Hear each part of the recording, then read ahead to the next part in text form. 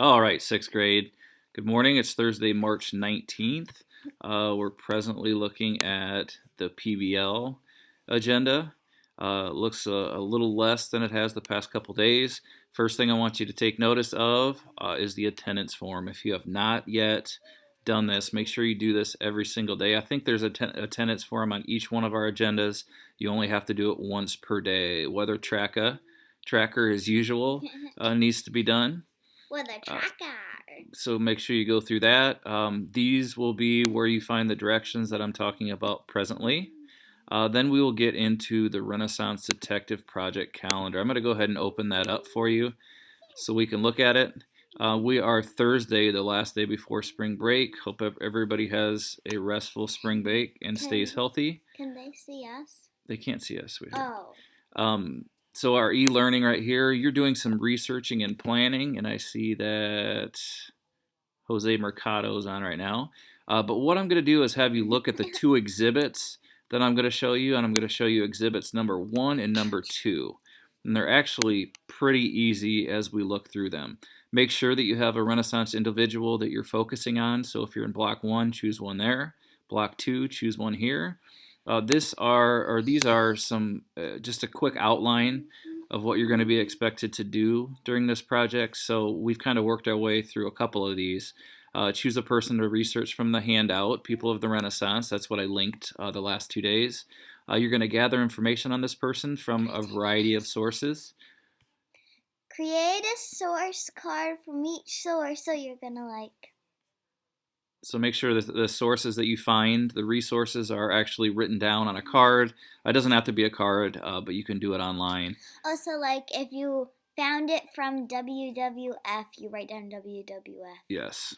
Next is use the Renaissance Detective exhibit outlines to assist you with your information.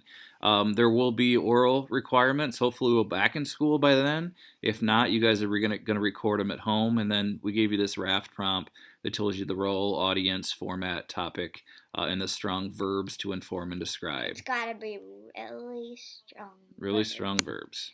Purple power words. Exactly. So looking back at our exhibits here, these are the two that I'm assigning today at Thursday, March 19th. But notice that over here that they say that they're not due until after we return home from spring break. Okay, so it's not something that if you leave early, I know there's a few people, if you get to leave, are leaving early and won't be in the area. Don't worry about them over spring break. Let's open these and look. Exhibit 1 might look similar to what you've already done, so it should be pretty easy. And we call these exhibits because, again, you're acting as a detective and you're going to familiarize yourself with your Renaissance individual the best that you possibly can. So, for say you're doing like me, you write when I was like my birthday, and then we write Plymouth. Where she was born. Yeah. And then family life, I got that you write about everyone in my family.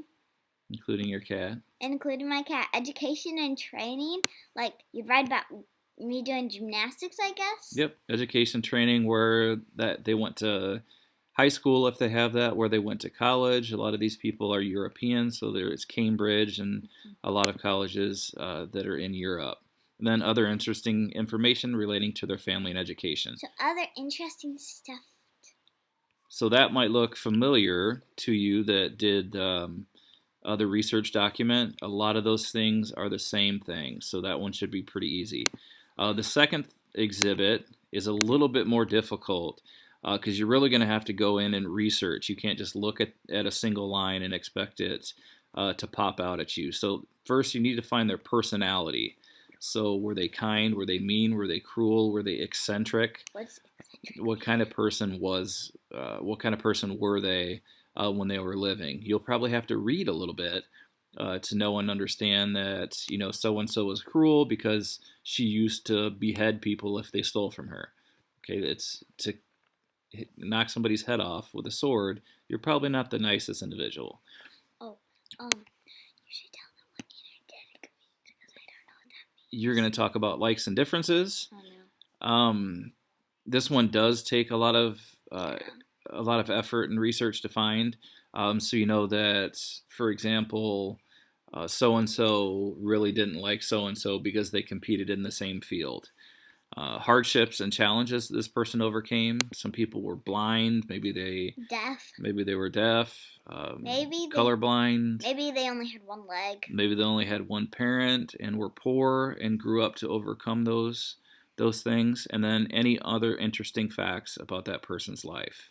Yeah. Okay, so those are the two that we're going to ask you to do. So Exhibit 1 is a little bit of the easier one, and then Exhibit 2 is like the one where I honestly don't understand. Yeah. Good thing you're not in 6th grade yet. Yeah.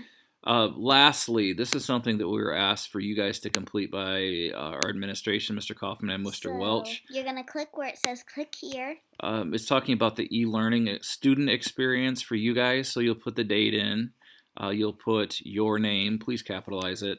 Your homeroom teacher, who you have, and then talking about how you felt about each one of these things. Was I able to access e-learning materials easily? Disagree or strongly agree. I understood what was expected. My teacher was available if I need help. The amount of work was just right, not too little or not too much. And then tell them something that you enjoyed and something that could improve your e-learning. And if you think that it's just great and there's nothing that needed to be improved, and I guess just put nothing. So that pretty much, this is Mrs. Atkinson. She's on there too. In a nutshell, that's what it is. Objectives are here as always. Then homework. Achieve 3,000. Percentages aren't looking great. Cooper's class has an 88. I know that.